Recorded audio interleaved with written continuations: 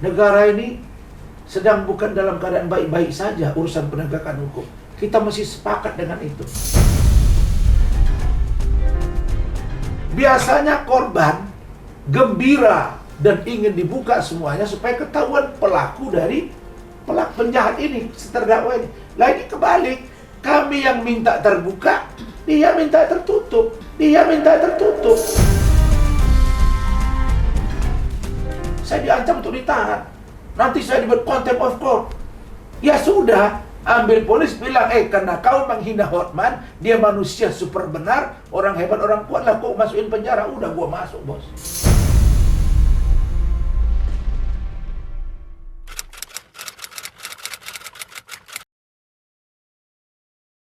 Kalau kalian lihat, saya datang, terus ada laporan ke saya, Bang Hotman masuk dengan 5 bodyguard. Dapatlah saya kiriman videonya, memang dikawal dia. Sunan juga posting. Oh dia mau gertak ini. Tapi kita kan nggak takut kan, kita jaga-jaga boleh dong. Nah, namanya kita orang organisasi, Bang Hercules teman saya, abang saya. Ya dia kirim jaga saya, emang apa masalah. Saya orang pemuda Pancasila juga, saya orang grip juga. Nah, jadi dia masuk, ini dikabari, oke, kita nyantai tuh. Nah, saya berpikir, udahlah saya tunggu aja di depan pintu masuk. Biar ngobrol. Maksud aku hanya mau bilang, apa kabar bos, sehat? Siap ya, perang, kita buka-bukaan. Itu doang. Nggak keluar-keluar dia, nggak masuk-masuk ke ruangan itu dia. Di setting lah saya lihat, tunggu hakim datang. Nah, di situ saya udah mulai berpikir, oh berarti ada pesan. Dugaan saya nih, ada pesan sehingga dia di-set, masuk dulu hakim, baru dia masuk. Berarti ibarat pertarungan udah sampai ke jantungnya nih. Kan hakim ceritanya nih, wah ini berarti mulai ini ada permainan gitu kan. Udah saya alami itu dugaan saya di Mabes Polri, di Kejaksaan. Nah ini sudah tumpah ruah ini kan. Sudah, tapi saya tenang. Ada Bu Adi, ada Bu Eli, anak saya tunggu di pintu tuh. Setengah jam lebih, tidak masuk-masuk. Akhirnya hakim masuk. Saya udah duga ini pasti aku datang nih, saya ngomong sama wartawan. Hakim ya otomatis dong. Hakim suruh duduk, mana terdakwa? Saya baru masuk. Nah saya masuk, baru dia masuk. Nah duduk, jadi kemudian disumpah. Nah setelah itu saya ngomong. Saya bilang, yang mulia, izin, saya ingin berbisik ke Pak Hotman. Tapi saya ingin menyampaikan langsung ke telinga dia. Nah, hakimnya kan begini-gini aja kan? Tidak, nanti saya pertimbangkan. Belakangan tidak kami kabulkan. Ya udah, saya diam. Tiba-tiba dia ketok palu. Hakim bermusyawarah, sidang tertutup. Pak ini kenapa jadi tertutup? Kami tengok-tengokan semua tim hukum. Lah kita langsung, saya duduk kan, yang mulia, ini chattingan, percakapan sudah di Hotman sudah sampaikan, kan ada semua videonya. Kurang santun apa saya? Bukan ujung-ujung saya hajar dia, enggak. Baru saya sampai gini-gini, enggak didengar. Terus dia skor. Dia tinggalkan kursi. Hakim anggota juga tinggalkan kursi. Dua-dua tambah panitera yang masih berdiri. Artinya tidak dalam suasana rapat kan? Lah sudah, saya berpikir loh ada dia di situ kok. Dia lagi gini-gini cengengesan kan. Ini bikin penasaran ya. Saya datang, saya pegang baunya pakai tangan kiri. Saya bilang, bos sehat? Hanya keliwat itu? Ada, sehat. Siap-siap ya, kita buka-bukaan. Ya, perang. Harusnya kau dukung ini, terbuka untuk umum ini. Itu kusampaikan. Aku cepat ngomong dulu. Tiba-tiba datang dorong saya. Didorong begitu, betul-betul didorong saya. Dan rekan saya, Firdaus, kaget. Dia kaget, ada apa ini gitu kan. Akhirnya Firdaus loncat. Dia loncat. Setelah dia loncat, dia tengok kondisi sudah aman. Memang saya ada didorong oleh jaksa ya. Tapi saya nggak permasalahkan karena kami udah ngomong di luar, itu clear. Nah akhirnya mendorong begitu. Nah udah aman, dia duduk lagi. Selesai sampai di situ. Nah, kenapa muncul protes? Kita ingin hakim diganti karena sejak sidang pertama dia sudah mengintervensi kami. Kita kan bukan orang bodoh. Kita sudah sepakat sidang itu terbuka untuk umum. dan live. Kenapa waktu ada Hotmart suruh tertutup? Ini pasalnya apa? Kan pencemaran nama baik, bukan asusila. Lah perkara ada konten asusila itu bagian yang tak terpisahkan dari pokok perkara. Ini tidak dikomunikasikan. Di mana-mana sidang orang mau cerai saja, kan bukan berat urusan cerai. Orang mau cerai saja itu diomongi. Bagaimana pendapat tim hukum, pemohon, termohon? Nggak pakai gitu-gitu, bos. Langsung gini-gini, gak ada. Lah, apa ini? Kita sudah siapkan bahan. Karena kita akan menguji BAP dia, BAP Iklim Hakim, BAP saya, BAP saksi dia Hana Pertiwi dengan Miki Yanto. Itu yang mau kita uji. Tiba-tiba tertutup. Tapi buat apa semua yang rame-rame itu? Nah berarti kan tidak fair dia. Itu saja yang saya sampaikan. Kok sampai menyeruak sampai ke sana? Nah setelah itu kami sudah diam. Kemudian kita duduk, tunggu lagi hakim. 1,5 jam baru dia nongol. Nggak ngomong apa-apa. Langsung skor saya buka. Kemudian hakim berketetapan, sidang tetap tertutup. Loh. Jadi kami yang sudah bereaksi itu nggak dipandang dong. Jadi saya gimana? Saya berdiri itu dalam rangka mengendalikan anggota saya, tim saya. Ya. Jadi kenapa saya suruh kita bertahan? Bertahan itu masih tertib. Bukan bertahan hancurkan pengadilan. Nah, di situ dia ngomong lagi, ya saya protes. Saya pegang meja itu. Sebagai upaya terakhir saya menunjukkan bahwa kami protes. Karena kami yakin ternyata protes kami setelah dia masuk ruangan itu tidak sampai mungkin ke dia.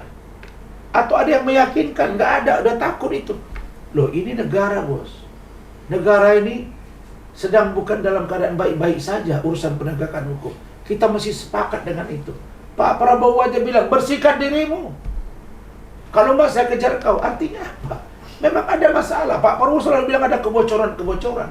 Ada persoalan keuangan, ada korupsi-korupsi. Kita masih dukung dong ini. Nah itulah yang membuat kami komplain. Nah saya pegang meja ini menyampaikan ke dia. Karena dia keras, Kak. Periksa, ini diancam saya.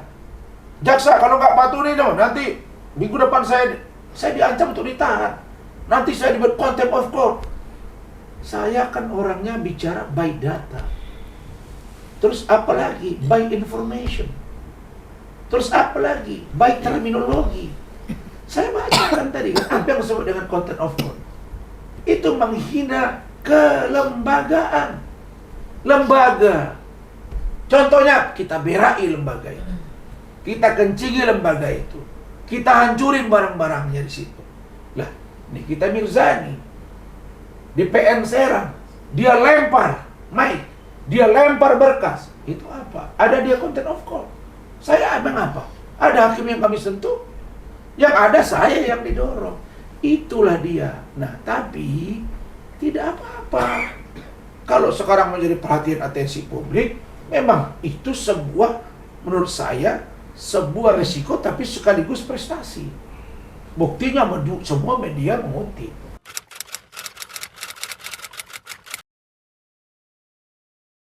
Lewat kesempatan ini, karena saya baru dihubungi oleh salah satu TV swasta, dan kemarin saya live. Ya, ini nanti juga akan ada live. Saya terima kasih nih. Berita inilah yang seluruhnya sangat viral karena dikutip oleh media satu, news, kemudian podcast, kemudian infotainment, dan lain-lain. Ini memang very, apa istilahnya, sangat-sangat komprehensif pemberitanya dan all media. Sehingga saya mengatakan, karena di banyak tempat saya selalu minta dialog dan debat dengan Hotman. Nah, sekarang Hotman punya acara namanya Hot Room di Metro TV. Saya lihat kemarin Metro TV ternyata ada juga tayang. Saya sudah kirim keluarga, kami kira nggak ditayangin. Ditayang. Saya mau. Hotman, saya minta undang saya. Kalau ada TV yang membahas topik ini, tolong, kau fair. Kau narsum, saya narsum. Kita bicara. Bicarakan faktamu, saya bicarakan fakta saya. Bicarakan pendekatan hukum kau, saya bicarakan pendekatan hukum saya. Kan enak di situ. Sejatinya orang, makanya saya senang Adinda Sunan Kalijaga, dia buat ya di dalam Instagram dia itu seperti permintaan pendapat, mana setuju, terbuka atau tertutup. Tapi dia buat captionnya terang. Kalau saya terdakwa, biasanya takut kalau dibuka segala sesuatu di depan korban. Itu balik. Biasanya korban gembira dan ingin dibuka semuanya supaya ketahuan pelaku dari penjahat ini, si terdakwa ini. Lah ini kebalik. Kami yang minta terbuka, dia minta tertutup. Terus hakim apa kepentingannya nutup ini? Ini. Jadi hot room undang kita. Kita akan datang. Nah, saya berurai mata ini artinya apa? Supaya kau tahu sejarah hidup saya pahit. Memang pahit. Saya nggak pernah bilang saya orang kaya kayak dia. Walaupun dia bukan keturunan orang kaya. Saya sudah turun ke kampungnya. Dia orang biasa-biasa. Saya orang miskin. Saya orang melarat. Tapi saya ulama, ayah saya mengerti agama. Saya berusaha lebih baik. Saya didik anak saya. Saya hidup apa adanya. Tapi jangan kau hina saya. Karena yang tinggi adalah harga diri. Yang rendah adalah hati.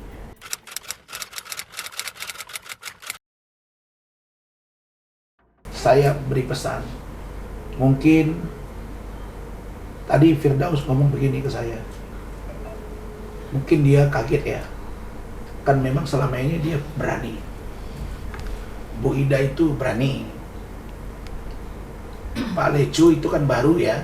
Maksudnya baru mulai tampil ke media terus mulai berani. Tapi kekhawatiran itu kan masih ada.